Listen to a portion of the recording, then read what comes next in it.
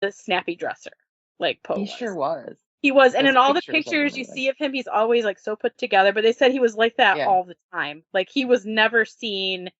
Like he had a tailor, he He had his wasn't clothes disheveled made ever. right. He and the fact that he was wearing ill-fitting clothes that were wrinkly and dirty, that was not that was something odd. Like that wasn't something that people would see. Right. Snodgrass, he took Edgar to Washington College Hospital. And Poe was incoherent and had no idea where he was or who he was with. He was in a fevered delirium. He was heard calling out the name Reynolds, but Hmm. was in and out of consciousness. Like a few times, like towards the end, he yelled out the name Reynolds a couple times, and nobody knows who that was. Reynolds is. Right. On the morning of October 7th, which is 4 days later, he murmured, "Lord help my poor soul," and then died. So, Oh. yeah. Or as the New York Herald printed, "Death put a period to his existence." Those That's what the news. assholes. I know, they're so jerks, such jerks. Anything to sell paper. Death put a period to his existence. Don't write that about me when I die, because I would not be happy with that. No one knows where he was the week before he died or how he died. There was no autopsy, and all the medical records have basically been lost since then. The newspapers from the time reported his death due to mania apatu, which is mania from drink or a congestion of the Okay. brain. I always thought that Poe died of rabies. Oh, I'm getting to that. Oh, sorry. You're doing a me here. I'm sorry. Was I'm did jumping I believe? ahead like Okay, Margaret. don't jump ahead. Okay. So, he was buried in the graveyard of the Westminster Presbyterian Church with a ceremony that lasted 3 whole minutes and had less than Oh. 10 people attend with no eulogy, which is Oh. terrible. If you think about even Sad. he was famous. You know what I mean? Like he had written books that were Right. published, and it just is sad that that was what his life. It was raining that day, and people didn't want to be bothered, and that's why the ceremony was so short, and there was only 10 people there. Like it's Right. terrible. And to top it all off, his grave had no headstone for 25 years. It took him 25 Wow. years to give him a headstone. In 1860, his cousin ordered one, but it was damaged when the train carrying it was derailed, and it was the only one damaged on this train. Oh my goodness. Yeah. So in 1875, a local fundraiser called Pennies for Poe raised enough money to Oh. erect a monument. He was also dug up and reburied at the front of the cemetery because the church wanted to make money off of Poe being buried Of there. course. Yeah. So they Of went all course. this time with nothing, and then all of a sudden, like, oh, people are talking about him and his poems and his writings, and we want people to know that he's here, so we're gonna dig him up and put him in the front of the church with this big monument that all these other people paid for. Mm-hmm. In 1913, a headstone was decorated with a raven and erected where he was originally buried. But he is buried next to his wife Virginia and as her mother, I think, his mother-in-law. They're Oh, buried okay. with him. Like we already talked about, like his friends said that he didn't drink a lot, like one glass would make him ill. But there was also a lot of other people that said he drank a lot, like they saw him drunk. But I guess it wasn't that Right. hard to get him drunk because he didn't drink very, like he wasn't alcohol. He was like a lightweight when it came to booze. His official cause of death was listed as frenetic swelling of the frenet. I wrote it down wrong. It's a swelling of the brain. In 1867, a biographer by the name of E. Oakes Smith wrote that Edgar was beaten by a ruffian due to a woman who, in quotation marks, considered herself injured by him. And there were other accounts of ruffians beating him senseless. Another that he met up with old classmates from West Point who got him drunk and left him to wander the streets where he was beaten and robbed. So like there's different this is a theory of him being beaten and that's what made him Right. die for swelling of the brain. Another thing was cooping. And what the day that Poe was found was election day. And that's why that guy told him to go to the polls. It was one of the polling places he was outside Okay. of. And election fraud was really common in Baltimore at this time. And some people think that Poe was a victim of cooping. And cooping was a practice that the local gangs would kidnap a person and they would disguise them and force them to vote for a specific candidate multiple times with multiple different disguises. And this happened, and it's like the most ridiculous sounding thing I've ever heard. Why couldn't they just do it themselves? Maybe they Right. were. They just wanted more people Maybe to do it. Yeah, more. so like they Yeah, would all probably. go in together and like you have to vote. And like I would just say, screw you, I'm voting for the other guy.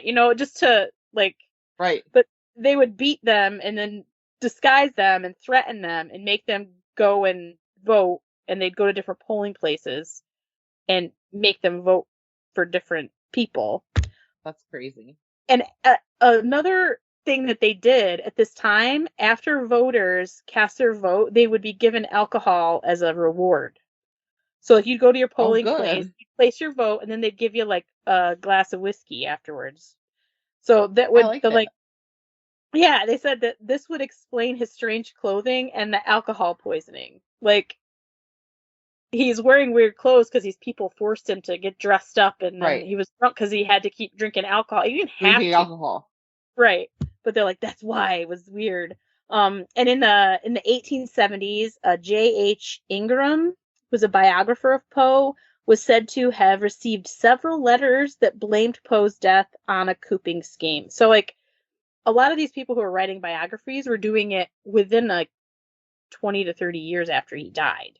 These older Right. ones, like, I got letters that said he died because of this. And this other guy's like, no, no, I got a letter from someone who said that it was because he was beaten over some woman who said that he'd injured her. Like, did he injure her physically, or did he injure her by calling her a name or something? You know what I mean? Yeah. Like, and then another theory is in these are the murder theories. 1999, Albert Donnet theorized his death was due to carbon monoxide poisoning. This was accidental from burning coal gas used in indoor lighting. A clipping of Poe's hair was tested for heavy metals, but it was inconclusive. And they said the metals that would be present after carbon, like it was inconclusive for the metals that would have been present if he was poisoned by carbon monoxide. So Right. that was inconclusive, but this guy said, I bet it was carbon monoxide poisoning. But the thing is like, if he was outside, he would have started to feel better. They didn't talk about him Right. having a pink, because people turn really cherry red. Yeah. A test done on his hair did reveal high levels of mercury months before his death. He was prescribed calomel, which is mercury oxide, by his doctor in July of 1849 after being exposed to cholera. That was one of the treatments for cholera. Oh. But the They like to levels were poison people still, back then. yeah, but they said the levels they found were still like 30 times below the level consistent with poisoning. So he had Oh, mercury levels in his hair, but they said they weren't really in the amount that would have caused him to die from makes it. So sense. it probably was a therapy from the therapeutic dose that he was getting from his doctor. In 1996, a Dr. R. Michael Benitez, who was attending a clinical pathological conference, he diagnosed the symptoms of the anonymous patient EP as rabies. Here's your rabies. The patient There's your rabies. admitted, he said the patient admitted to hospital with lethargy and confusion, where the condition deteriorated to delirium, visual hallucinations, variable pulse rate, and rapid and shallow breathing.